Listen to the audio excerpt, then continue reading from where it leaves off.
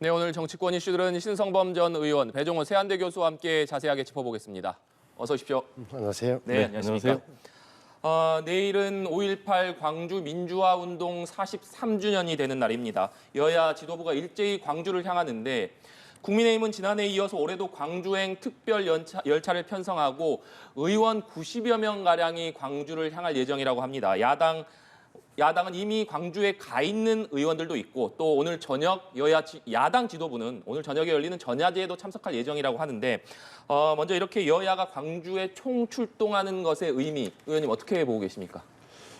43주년, 그러니까 1980년 5월 19일부터 벌어진 광주 민주화 운동, 역사적 의미를 정치권에서 다시 되새기자는 데는 뭐 암묵적 합의가 이루어졌던 거고, 특히나 여권 국민의힘 입장에서는 최근에 몇 분의 발언 때문에 그동안에 쭉 행동해왔던 거는, 당이 움직여왔던 거는 다른 걸로 해석이 되고 있는 상황에서 전체 의원 그리고 수도권의 당협위원장들이 특별 열차를 타고 가서 결국은 우리 몇 명이서 이탈이 생겼지만 몇 명이서 그 개인적인 의견이었을 뿐이고, 우리 당은 국민의힘은 완벽하게 5.18 민주화 정신을 기린다는 사실을 증명해야 되는 거죠. 네. 그래서 뭐 그 지극히 당연한 거다라고 저는 보여져요. 네. 교수님 어떻게 보십니까? 제가 볼 때는 뭐 당연한 일이지만은 여야 국민의힘 민주당 모두 나름대로 정치적인 셈법이 좀 깔려 있는 것 아닌가 이렇게 생각이 됩니다. 국민의힘 같은 경우는 최근에 김재원 최고위원 지금 징계위에 회부됐는데 5.18 정신은 이제 헌법 전문에 수록하는 걸 반대해가지고 문제가 됐지 않습니까? 이건 이제 윤석열 대통령의 공약하고도 이제 정면으로 배치되는 것이고요. 그러니까 이제 이런 것들을 좀 불식시키기 위해서 기본적으로 국민의힘 같은 경우는 이제 호남으로 나가는 이 서진 정책을 통해서 총선에 승리하겠다. 또 사실 서진 정책을 통해서 윤석열 대통령이 이 대선에 승리하는데 상당 부분 효과를 본 부분이 있거든요. 따라서 이번에 또 8년 만에 5.18 전야제부터 참석해서 5.18 정신을 훼손했던 이런 여러 가지 문제들을 좀 희석시켜보자라는 그런 계산이 담겨 있는 것 같고요. 지금 민주당 같은 경우는 지금 이재명 대표가 5.18 정신을 헌법 전문에 수록하는 것 관련해서 지금 개헌 주장까지 하고 나왔거든요. 네. 그래서 이런 이제 배경은 다시 이걸 가지고 좀 호남에 이탈된 그런 이제 민심들 한번 다 잡아보자라는 이제 그런 계산도 담겨 있는 것 아닌가라는 이제 생각이 좀 들고요. 저는 이제 이 5.18 광주 민주항쟁은 우리 민주주의 역사에서 우리가 빼놓을 수 없는 그런 부분 아니겠습니까? 과연 5.18 광주 민주항쟁이 없었다면 우리가 오늘날 민주주의를 향유할 수 있었겠는가라는 그런 부분. 그럼에도 불구하고 아직까지도 5.18 이 항쟁에 대한 진상규명, 그러니까 학살에 대한 진상규명이 아직도 제대로 되지 않는 그런 부분. 또 끊임없이 보수, 수구 세력들이 폄하하는 그런 일들이 벌어지고 있는데 좀 이제 그런 일들은 좀 확실한 진상규명도 되고 이런 폄훼하는 그런 발언은 이번 5.18 기념을 통해서 좀 종식됐으면 하는 그런 바람입니다. 네. 민주당 이재명 대표는 이런 가운데 원포인트 개헌을 공식 제안했습니다. 발언부터 들어보시겠습니다. 윤석열 대통령의 공약이기도 하고 우리 민주당의 공약이기도 했던 5.18 정신의 광주 5.18 운동의 헌법 전문 수록 이걸 이제 지킬 때가 됐습니다. 어려운 일도 아닙니다. 5.18 민주운동의 헌법 전문 수록을 위한 원포인트 개헌을 반드시 내년 총선에 맞춰서 할 수 있도록 정부 여당이 협조해 주시길 부탁드리고 공식적으로 제안드립니다. 네. 들으신 대로 5.18 정신 헌법 전문 수록을 위한 원포인트 개헌을 민주당 이재명 대표가 제안을 했습니다. 의원님, 이 시점에서 이재명 대표 물론 5.18 민주화 운동 기념일이 43주년 기념일이 하루 앞으로 다가왔기 때문이기도 하겠습니다만 이재명 대표가 이 시점에서 원포인트 개헌을 다시 한번 제안한 배경 어떻게 보시는지 궁금하고 또 이것에 대해서 윤석열 대통령의 공약이기도 하기 때문에 하루빨리 이것을 받아들여 달라 이렇게 또 이재명 대표가 얘기하지 않았습니까? 이 수용 여부는 어떻게 보십니까?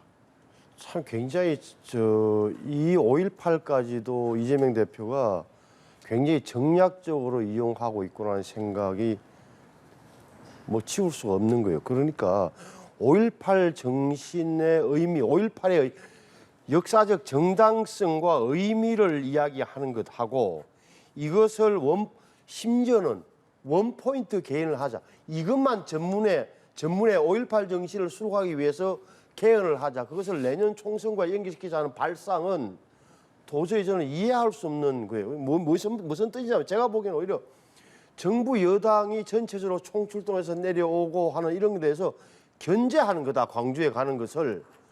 쉽게 하면 광주나 저 호남 분들한테 이재명 대표는 이런 이야기를 하는 거예요.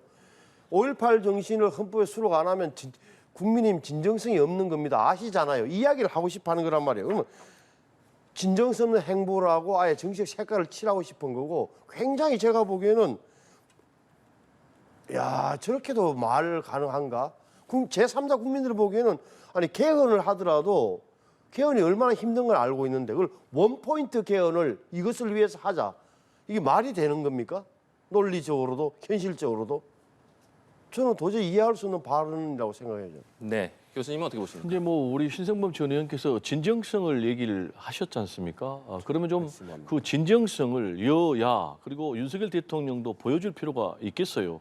지금 이제 국민의힘 같은 경우도 5.18 정신에 대해서 지금 정강 정책에 담아놓고 또 그리고 윤석열 대통령도 5.18 정신을 헌법 전문에 수록하는 걸 공약으로 내세웠는데 지금 움직이는 것은 없지 않습니까? 그리고 계속해서 보수 수구 세력들은 5.18 정신을 폄훼하는 그런 발언, 심지어 이제 집권당에서 제일 최고 득표로 당선된 김재원 최고위원 같은 경우도 그런 발언을 내놓으니까 진정성이 좀 느껴지지 않는 거죠. 이런 상황에서 지금 이재명 대표가 진정성이 있다면은 이걸 원포인트 개헌하자라는 부분은 너무나 지극히 당연한 것이 아닌가 이런 생각이 들고요. 다만 이제 우리 신성범 전 의원께서 정략적인 그런 계산이 담겨 있다라고 얘기를 하는데 정략적인 계산이 담겨 있지 않는 것이 있을까요? 문제는 이게 이제 부당한가 정당한가라는 그런 부분인데 5.18 정신을 저는 헌법 전문에 수록하는 것은 당연하다 이렇게 보고지고요. 그다음에 이제 민주당 같은 경우는 지금 최근에 굉장히 수세적인 국면에 처해 있지 않습니까? 뭐 돈봉투 사건이라든지 또 그리고 김남구의 코인 사건이라든지 이런 상황에서 지금 총선을 겨냥해서 원포인트라는 이제 구체적인 특정 시점을 얘기를 했단 말이에요. 이재명 대표가 이 얘기는 이 문제를 가지고 계속해서 총선 때까지 좀 네. 집권당을 압박하겠다라는 그런 계산이 있는 것이 아닌가 이렇게 생각이 듭니다. 지금 헌법 전문을 좀 다시 볼 필요가 있는데 헌법 전문에 보면 이런 거예요. 그러니까 3.1 운동으로 건립된 대한민국 임시정부의 법통을 개성하고 우리 대한국민은 법통을 개성하고 불의에 항거한 4.19 민주 이념을 개성하고 이렇게 쭉 이어지고 있어요. 여기에 이 정도가 들어간 이유가 적어도 3.1 운동과 4.19 민주 항쟁에 대해서는 좌든 우든 역사학계든 뭐든 어떤 이의도 없었기 때문에 들어갔거든 거예요. 이렇게 되면 자 5.18 정신을 헌법 전문에 넣자는 넣자는데 대부분 다 뭐 공약을 내걸 수도 있겠으나 진짜 넣는 거 문제하고 그러면 6월 항쟁은 왜 안 들어가는 거야? 왜? 차라리 5.16을 넣지 그래. 이 헌법 전문 하나 고치는 게 얼마나 대립이 심할 게 눈에 보듯 뻔한 상황에서 원포인트 개헌을 내서 이것을 넣자고 말하는 것은 어떻게 봐야 되냐? 제가 보기에는 정말 저는 정략적이다. 심지어 이야기에는 민주당이 5.18 정신과 이념을 독점하겠다. 타당은 여기에 끼어들지 마. 이제 헌법 전문 수록 안 하면. 이런 이야기잖아요, 결국은. 저는 그래서 이런 것을 심지어는 제가 보기에는 요즘 민주당이 호남에서 많이 뭐 이렇게 지지도 떨어지고 하니까 오히려 이번 기회에 한번 이걸로 한번 해보겠다는 거 아니냐. 점수를 따보겠다. 이런 생각까지 들 정도예요. 그래서 이거는 자, 다시 한번 5.18의 이념, 역사적 의미, 그리고 5.18 덕분에 사실은 전두환 정권이 그 도덕적인 치명적 타격을 입어요. 그 태생적인 한계 때문에. 뭐랄까, 정통성의 결함 때문에 국민들에게 정권을 잡은 이후에는 함부로 못한 측면이 있는 거예요. 체류탄은 많이 쏘았지만. 그 단임으로 끝났고 예를 들어서 노태우가 이어졌습니다만 이런 게 엄청난 의미를 갖고 있는 게 다 인정하지만 이것을 갑자기 헌법 전문에 진짜 넣자라고 저렇게 정색을 하고 달라들면 어떻게 하자는 건지 참 딱한 생각이 들어요. 저는 뭐 이 부분에 대해서 간략하게 좀 여쭤보고 싶은 게 우리 신 의원께서는 5.18 정신을 인정하는 것인지 인정하지 않는 것인지 좀 명확하게 얘기를 해야 되겠고요. 두 번째, 이 5.18 정신을 계승하겠다라는 것이 지금 국민의힘 강령에 있습니다.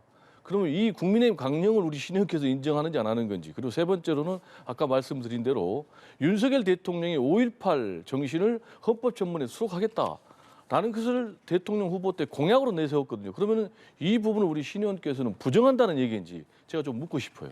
공약을 내걸고 한 거는 뭐 사실이겠죠. 근데 공약과 이것을 진짜 헌법 전문에 수록하자고 당장 원포인트 개헌을 하자고 주장하는 것은 전혀 차원이 다른 이야기죠.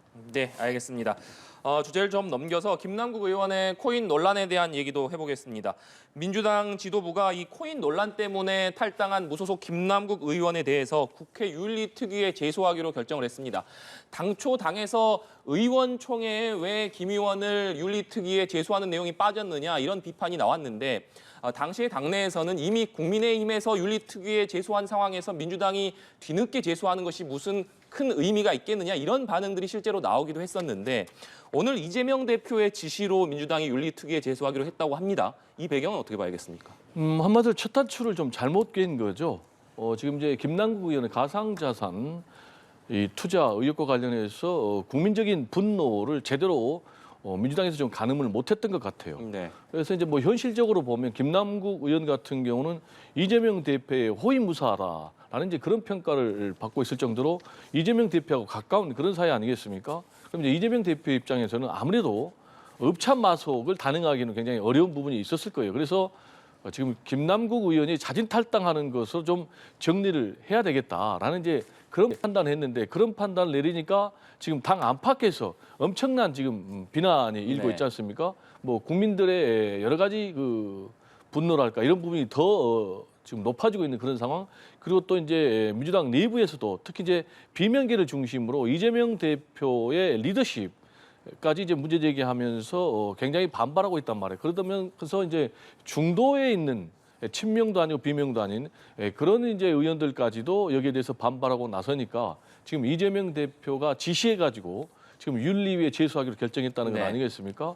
그런 차원에서 제가 볼 때는 이렇게 좀 입장이 바뀐 것이 아닌가 생각이 됩니다. 네.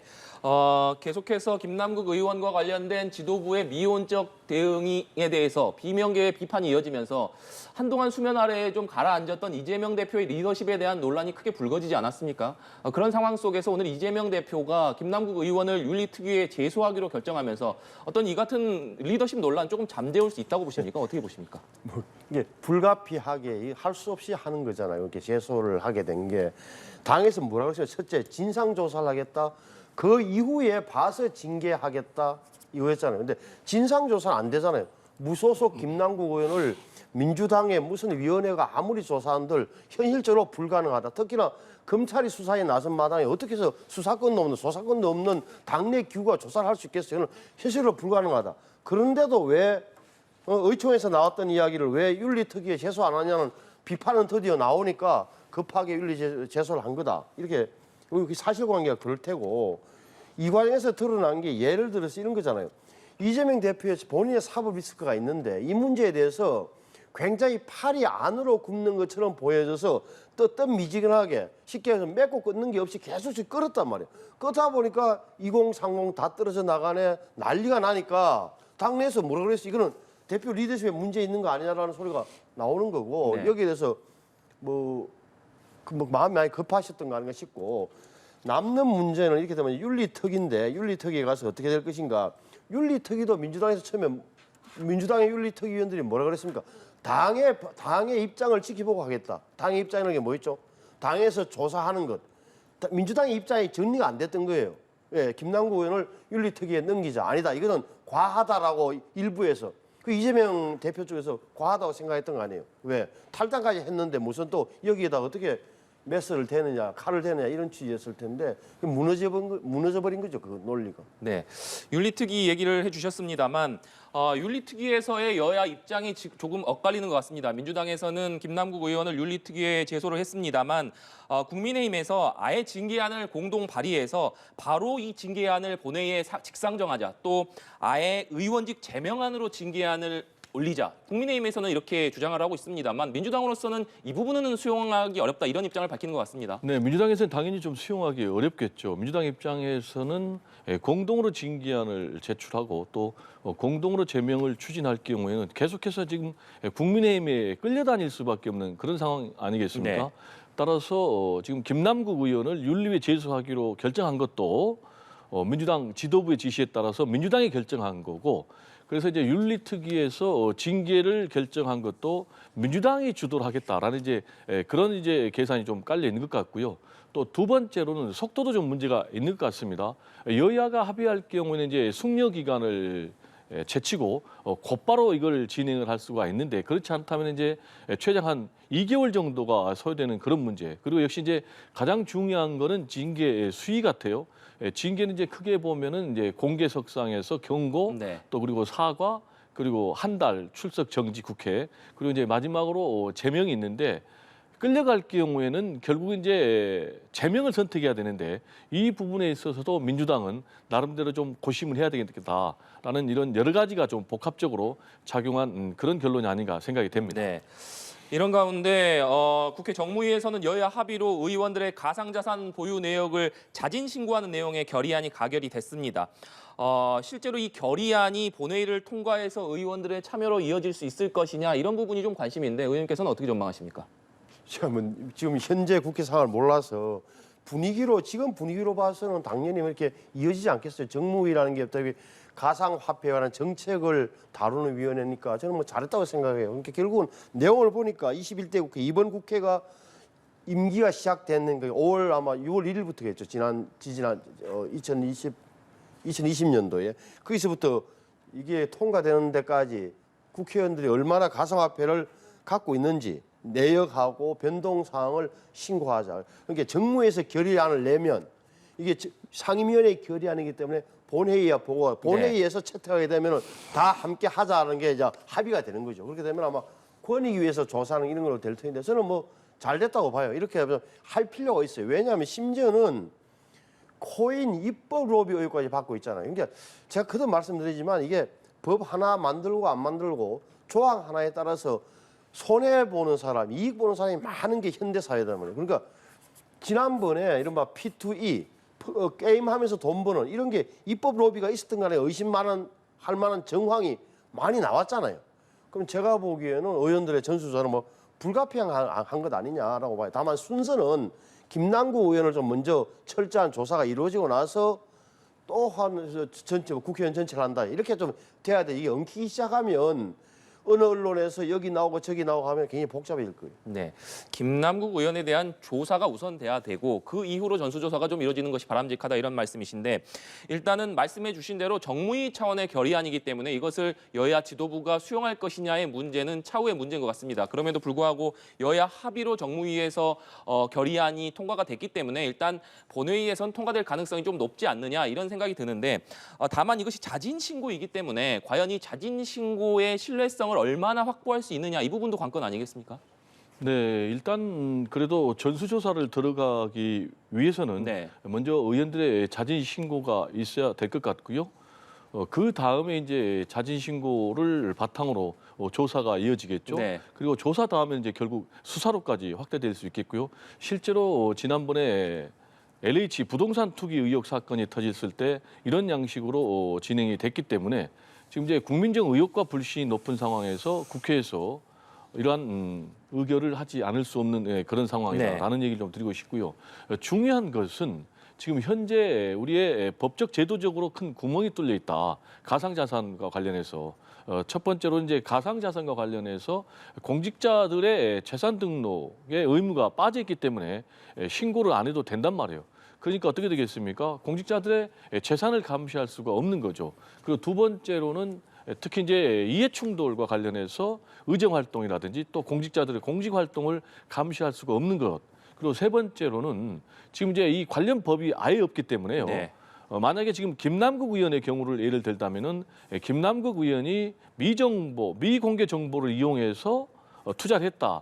하더라도 관련 법이 없기 때문에 처벌이 좀 어렵다라는 그런 문제 제기가 있기 때문에요.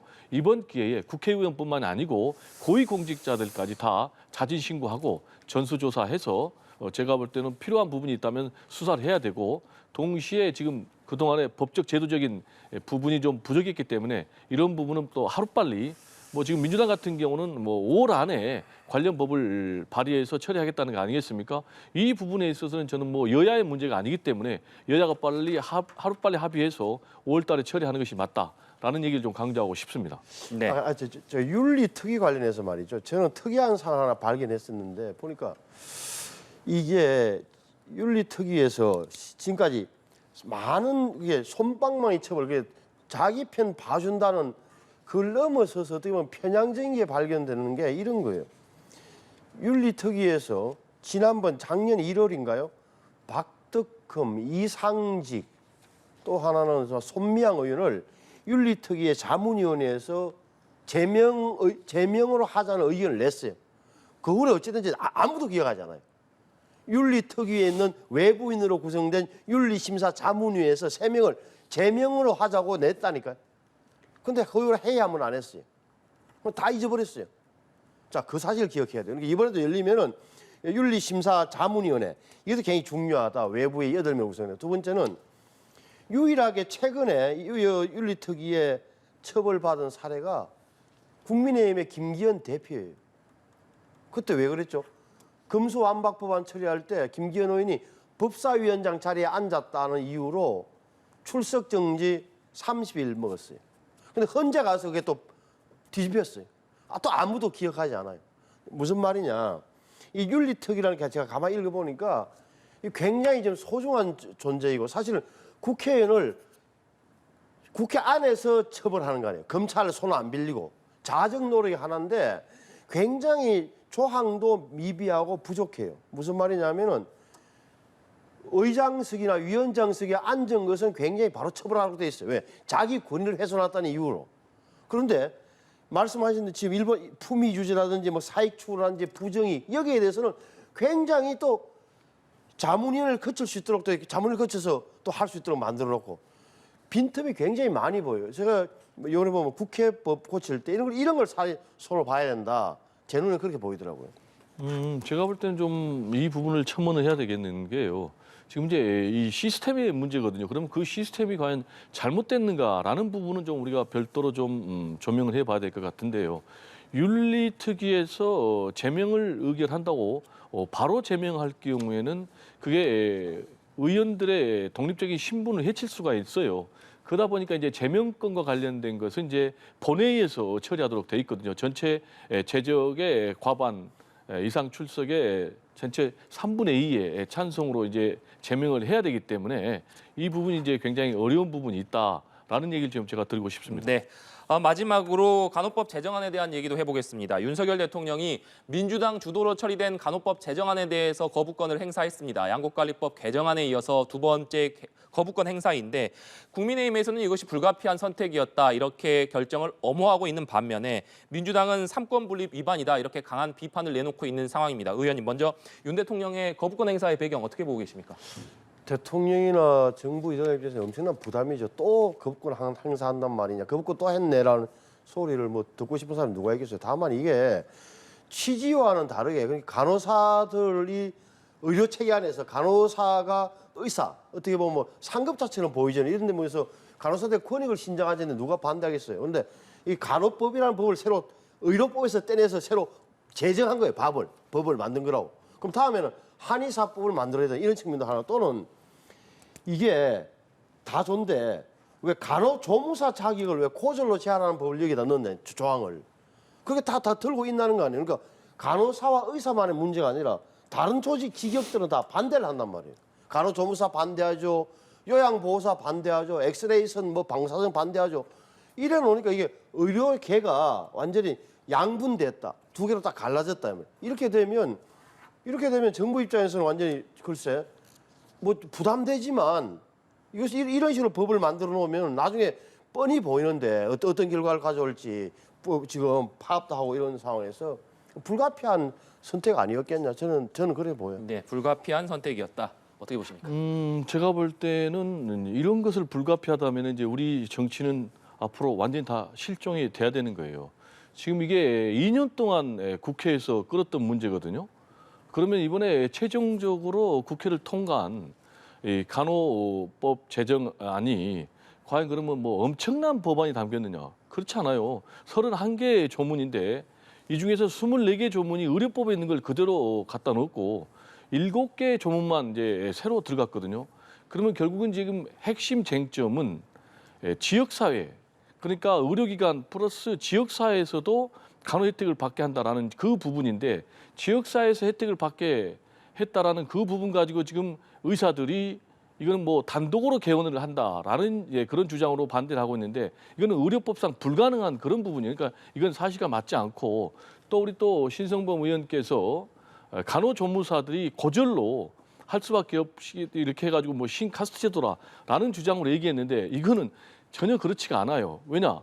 현행 의료법에도 그렇게 돼 있고 실제로 간호조무사 자격을 취득한 전체 대상 가운데 41%가 고졸 학력 이상의 학력 소지자거든요. 그러니까 전혀 맞지 않는 얘기를 가지고 이걸 거부권 행사한다라는 주장은 전혀 맞지가 않고요. 한마디로 얘기하면 이거는 여야 정치권 모두의 책임이다라는 얘기를 좀 드리고 싶습니다. 그러면은 여야 정치권 모두의 책임인데 결국은 집권당의 책임이다라는 얘기를 드리고 싶어요.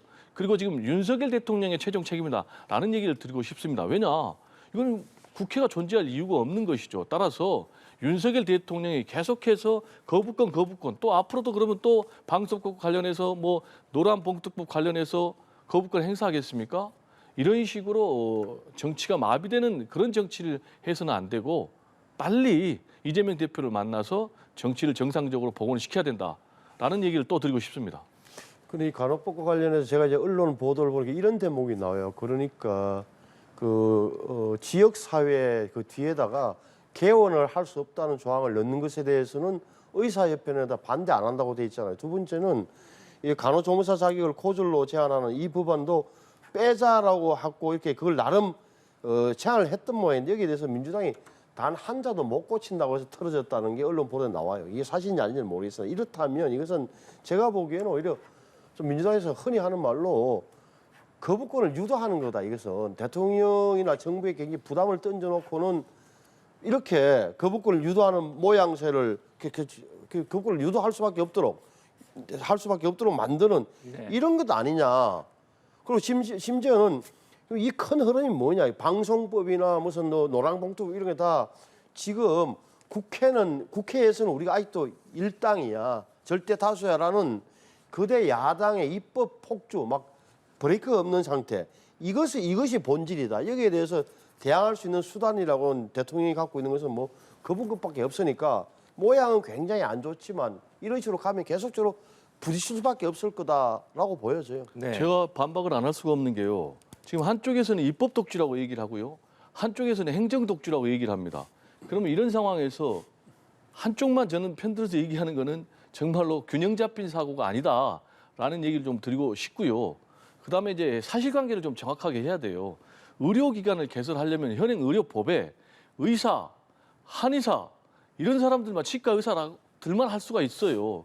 근데 이건 명백하게 의료법에 나와 있는데 간호사들이 의료기관을 개설할 수 있다 단독으로 이거는 사실과 전혀 다른 문제고 아까 제가 또 간호조무사 얘기도 똑같이 그건 다 의료법에 나와 있는 거예요. 그러니까 아닌 얘기를 가지고 주장을 좀 전개하는 건 맞지 않고 네. 그래서 지금 행정 독주냐 입법 독주냐 이렇게 가면 끝이 없는 문제다 이거예요. 빨리 정치를 정상으로 회복시켜야 되고 정치가 정상으로 회복이 안 되면 결국은 그 책임은 집권 여당 책임이고 대통령의 책임이기 때문에 대통령이 정치력을 발휘해야 된다라는 얘기를 강조할 수밖에 없는 것입니다. 네, 알겠습니다. 오늘 두 분 말씀은 여기까지 듣도록 하겠습니다. 지금까지 신성범 전 의원, 배종호 세한대 교수와 얘기 나눠봤습니다. 오늘 말씀 고맙습니다. 네, 감사합니다.